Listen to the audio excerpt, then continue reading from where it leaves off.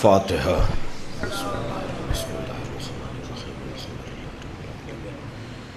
الرحمن الرحیم مالک یوم الدین ایاک نعبد و ایاک نستعین اہدنا الصراط المستقیم صراط الذین انعمت علیہم غیر المغضوب علیہم ولا الضالین اللہم صل علی محمد وعلی محمد۔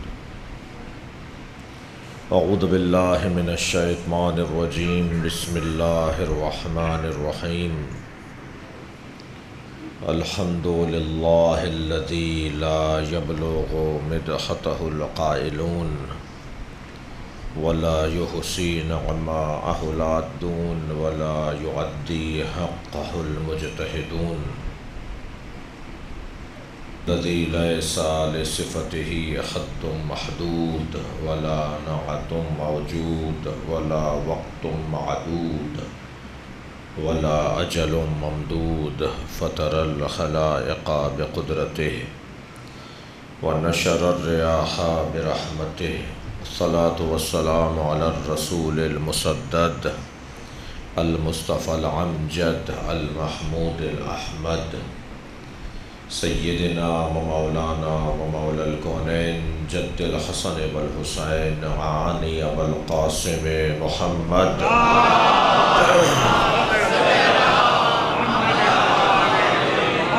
وآلہ الطیبین الطاہرین المعصومین الذین قال اللہ انما یرید اللہ لیذہب عنکم الرجس اہل البیت ویطہرکم تطہیرا۔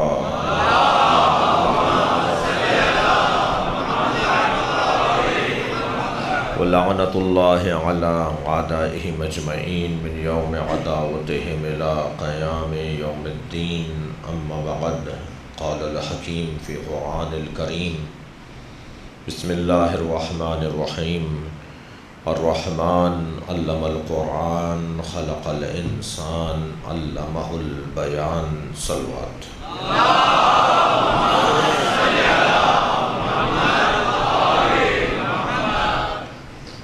سورہ مبارکہ رحمان وہ اعلان کر رہا ہے کہ وہ رحمان کہ جس نے تعلیم قرآن دی، انسان کو خلق کیا اور اسے بیان کی تعلیم عطا کی۔ یہ ساری کائنات مہربانی پر، کرم پر بنی ہے، اور اگر میں اپنے الفاظ کو اور بہتر کروں تو یہ ساری کائنات ایک عشق پر بنی ہے، اور عشق بھی اللہ کا نبی کے ساتھ۔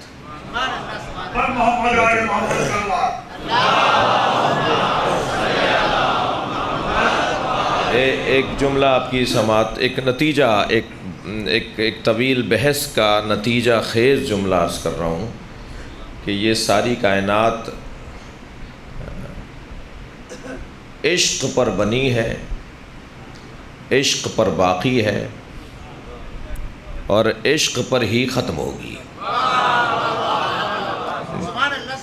ایک اور جملہ آپ کی سماعت کے حوالے کر رہا ہوں، کسی کو کسی سے عشق ہوا تو دنیا بنا ڈالی، اور کسی کو کسی سے عشق ہوا تو دنیا لٹا ڈالی۔ صلوات پڑھیں محمد و آل محمد۔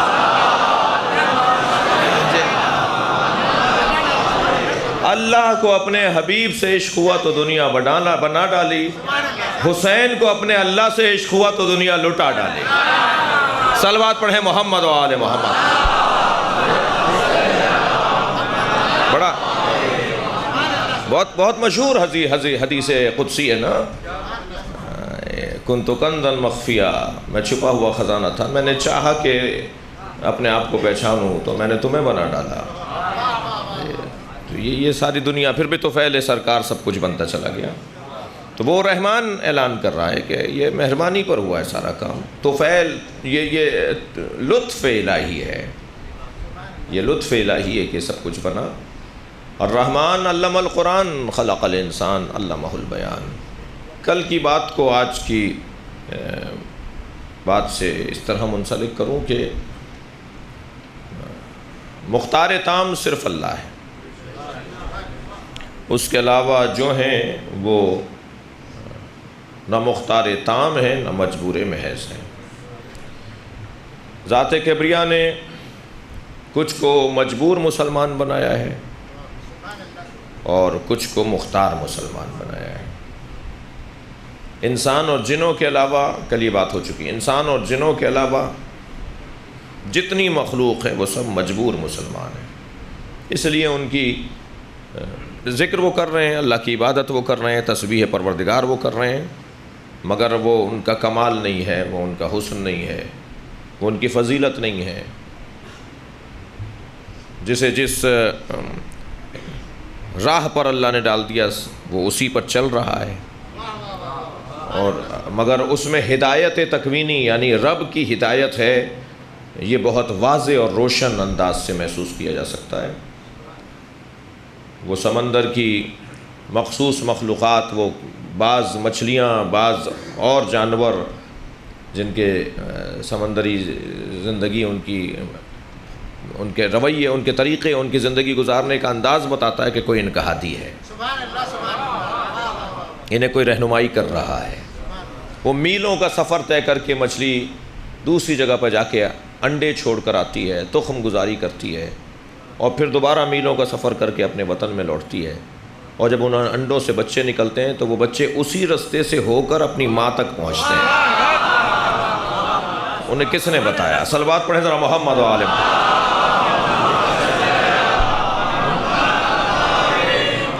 دنیا کے انجینئر دنگ رہ جائیں بہیے کا گھونسلہ دیکھ کر، دنیا کے انجینئر دنگ رہ جائیں شہد کی مکھی کا گھر دیکھ کر، اور اللہ خود قرآن میں کہہ رہا ہے کہ ہم نے اس پر وحی کی ہے، ہم نے بتایا ایسے کہ کیسے گھر بنائے گی۔ جی، وہ گھر بنانے کا طریقہ اللہ بتا رہا ہے۔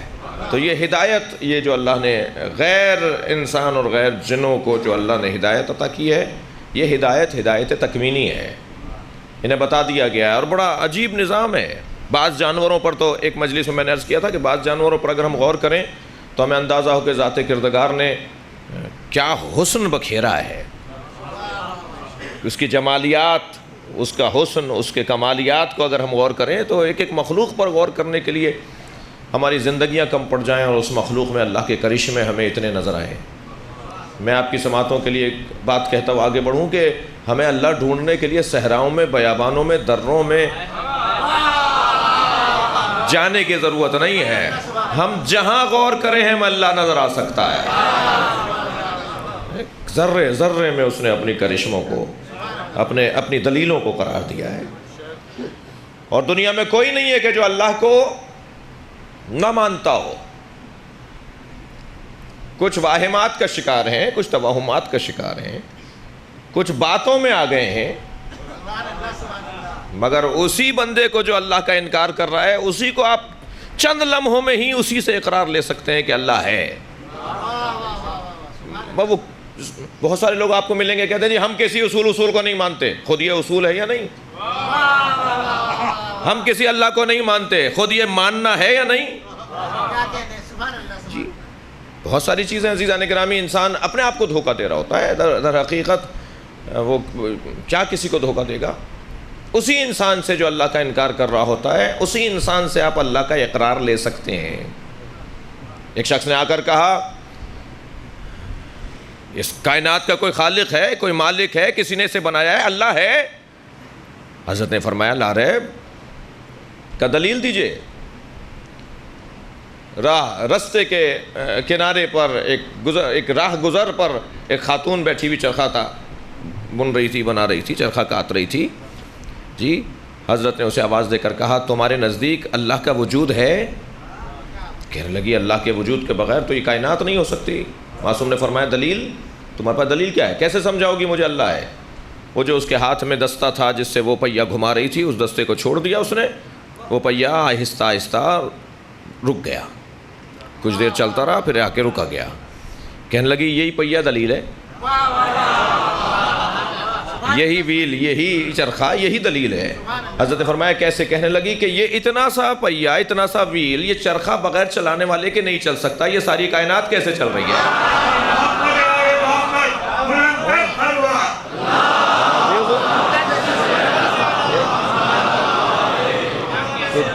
تو حتیٰ وہ جو دہریے ہیں، جو اللہ کو نہیں مانتے، جو اللہ کا انکار کرتے ہیں، وہ بھی دہر، وہ بھی میٹر کو، وہ بھی مادے کو مانتے ہیں، وہ بھی کسی آغاز کو مانتے ہیں، وہ بھی کہتے ہیں کہیں سے بات شروع ہوئی ہے۔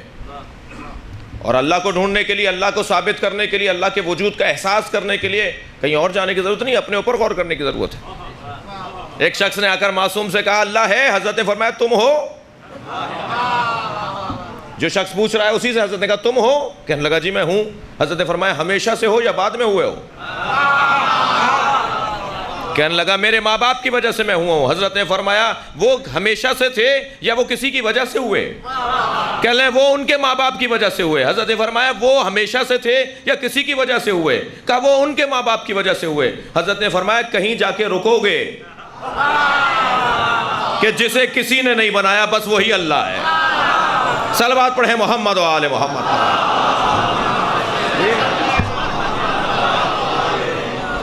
جسے فلسفے کی زبان میں دور اور تسلسل کہتے ہیں۔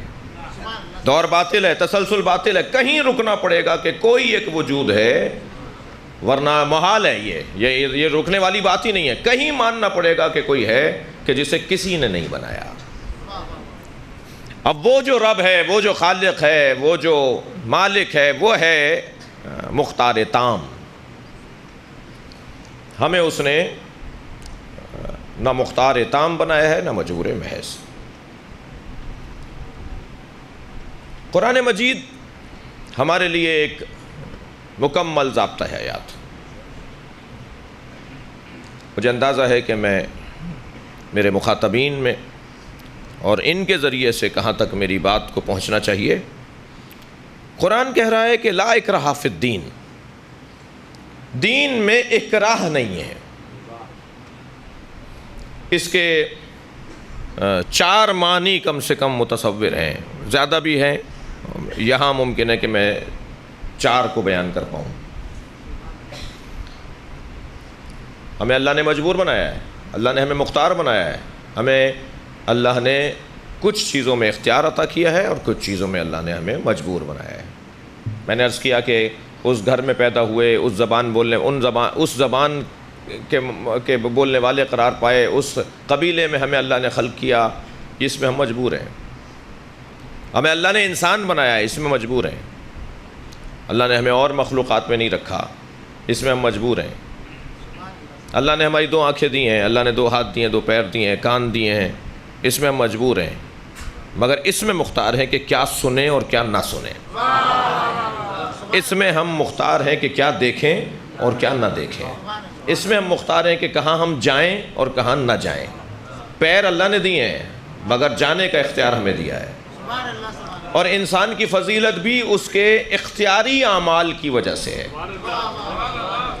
جو وہ مجبوراً کام کرتا ہے وہاں اس کی فضیلت گر جاتی ہے، ختم ہو جاتی ہے اس کی فضیلت، اس کو فضیلت سے گرا دیا جاتا ہے، اس کی اہمیت ختم ہو جاتی ہے جب وہ مجبوری کی کوئی بات کر رہا ہوں۔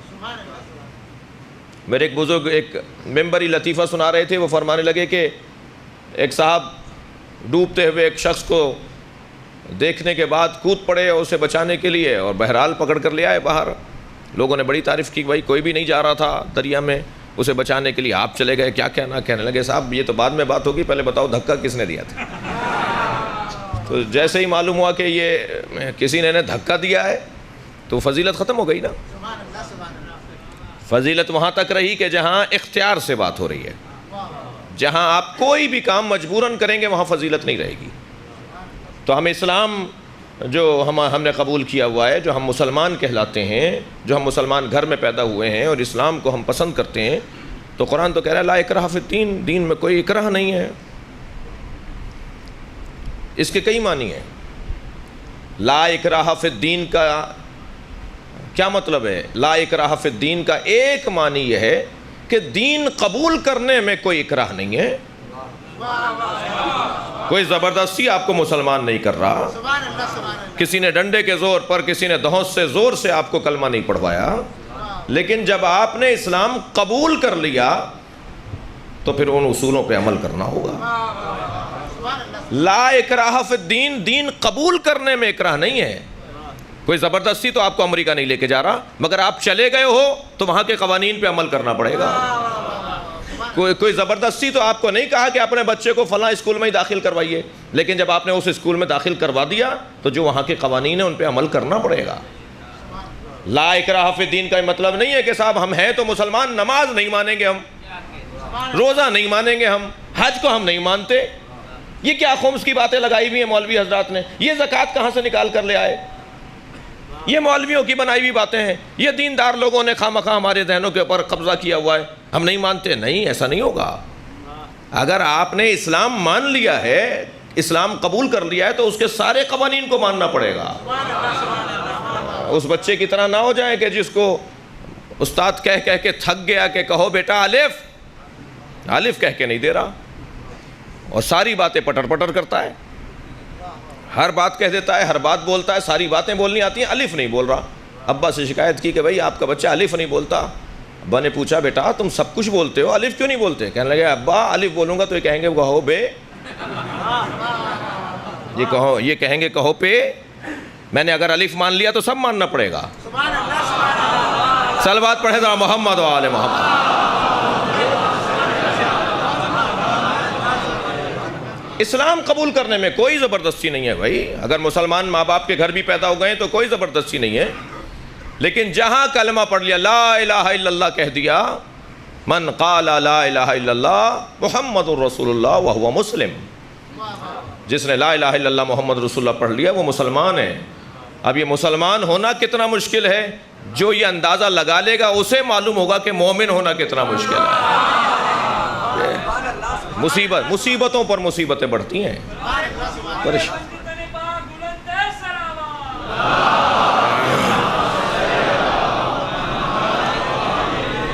لا اکراہ فی الدین، ہم مجبور ہیں، ہم کتنے مختار ہیں۔ اسلام قبول کرنے میں ہم پر اکراہ نہیں ہے، لیکن اسلام قبول کر لیا تو پھر سارے قوانین کو قبول کرنا پڑے گا، ماننا پڑے گا۔ خاص طور پر جو احکامات قرآن میں نازل ہو گئے ہیں ان کا انکار نہیں کیا جا سکتا۔ دوسرے درجے پر جو صحیح حدیث کے اندر نبی کی زبان پر جاری ہو گئے ہیں الفاظ، جس پر سب کا اتفاق ہو، اس کا انکار کرنا مسلمان ہونے سے دوری ہے۔ ایک مطلب اس کا یہ ہے کہ لا اکراہ فی الدین، یعنی دین قبول کرنے میں اکراہ نہیں ہے، قبول کرنے کے بعد پھر اکراہ ہے، پھر قوانین کو ماننا پڑے گا۔ دوسرے معنی لا اکراہ فی الدین، یعنی دین میں کوئی کریہ چیز ہے ہی نہیں۔ بھائی غور کریں گے اس منزل کے اوپر، دین میں ڈھونڈ کے لاؤ کوئی ایسی چیز جو مکروہ ہو، جو ناگوار ہو، جو ناپسند ہو، جو تمہاری فطرت سے دور ہو۔ کوئی چیز دین میں ایسی نہیں ملے گی جو دین میں ہو اور مکروہ ہو، کریہ ہو، ناگوار ہو، ناپسند ہو۔ دین کا کوئی ایک حکم اٹھا کے دیکھ لیجئے۔ وہ اور بات ہے کہ مجھے سمجھنے میں تاخیر ہوتی ہے، مجھے سمجھنے میں دیر لگتی ہے، سمجھانے والوں کا قصور ہوتا ہے۔ یہیں میں عرض کرتا جاؤں عزیزان گرامی، قاصر کی بخشش ہے، مقصر کی بخشش نہیں ہے۔ غور کر رہے ہیں آپ؟ قاصر اور مقصر میں یہی فرق ہے نا۔ قصور اور تقصیر میں جو فرق ہے، قصور کیا ہے؟ قصور کا لفظ استعمال ہوگا صحیح معنی میں کہ جہاں کوتاہی ہو جائے۔ بھئی کوتاہی ہو گئی، اسے کہیں گے قصور۔ جہاں کوتاہی کی جائے اسے کہیں گے تقصیر۔ صلوات پڑھیں ذرا محمد و آل محمد۔ الفاظ آپ کا شکر گزار ہوں کہ آپ الفاظ پہ دقت کر رہے ہیں میرے ساتھ۔ ہم اگر قصوروار ہوئے تو شاید بخشش ہو جائے گی، لیکن اگر ہماری تقصیر ہوئی، یعنی ہم قاصر نہیں مقصر ہوئے، تو پھر ہماری پکڑائی ہے۔ ہمارے رویے، ہمارے طریقے، ہم نے بات کو نہیں پہنچایا۔ میں نے نماز ایسے بنا کر پیش کی، مجھ مولوی نے، ذرا صلوات پڑھ لیں نبی کی ذات کا۔ کہ لوگوں کو نماز سے ہی دور کر دیا. میں نے دین کو ایسا بنا کر پیش کیا, میں نے دین کی ایسی تصویر پیش کی کہ لوگ دین سے اکتانے لگے. بڑی مشکلوں سے مسلمان بنایا اور پھر کہا چلو نماز پڑھنے. اب فجر کی نماز کے لیے لے گئے, نماز فجر مکمل ہوئی تو کہنے لگے ابھی تو کچھ تعقیبات پڑھ لو, کچھ تسبیح پڑھ لو. مسجد سے باہر جانا کوئی اچھی بات تو نہیں ہے, مسجد میں بیٹھنے کا تو بڑا ثواب ہے. 10 بجے تک اسے جگائے رکھا اور اسے تسبیحیں پڑھوائیں, اور جب 10-11 بجے اسے اونگ آنے لگی, تھک گیا, کہنے لگا 1 گھنٹہ 2 گھنٹے ہی تو رہ گئے, ابھی نماز ظہر کا اعلان ہوگا. نماز ظہر کا اعلان ہو گیا, تھوڑی دیر اور رک جاؤ, عصر بھی پڑھ لو. بھائی کیا دیر رہ گئی ہے مغرب میں, 2 تسبیحیں پڑھو گے تو مغرب ہو جائے گی. اور پھر کہا جی عشاء میں کیا وقت رہ گیا, تھوڑی دیر بعد عشاء پڑھ لینا. اب جب صبح دوسری نماز کے لیے, دوسرے دن کی فجر کے لیے اٹھانے گئے تو انہوں نے اندر سے یہ آواز لگائی, السلام علی الاسلام, ہمارا تو ایسے اسلام پہ سلام ہو. ایسے پیش کریں گے اسلام کو, اسلامی تعلیمات کو ایسے آگے بڑھانا ہے. نماز کو ہم نے اتنا مشکل بنا دیا, قرآن کو اتنا مشکل بنا دیا کہ آخری طاق میں رکھ دو, کہیں ہاتھ بھی نہ جانے پائے, اتنا دور کر دو. قرآن اس انداز سے پڑھایا ہم نے, جب تک ہلو گے نہیں, جب تک مٹکو گے نہیں تو قرآن نہیں پڑھا جائے گا. سر پہ ٹوپی رکھے بغیر کیوں قرآن پڑھ رہے ہو, کہ بچہ کہے گا صاحب کہاں مشکل میں آ گیا میں.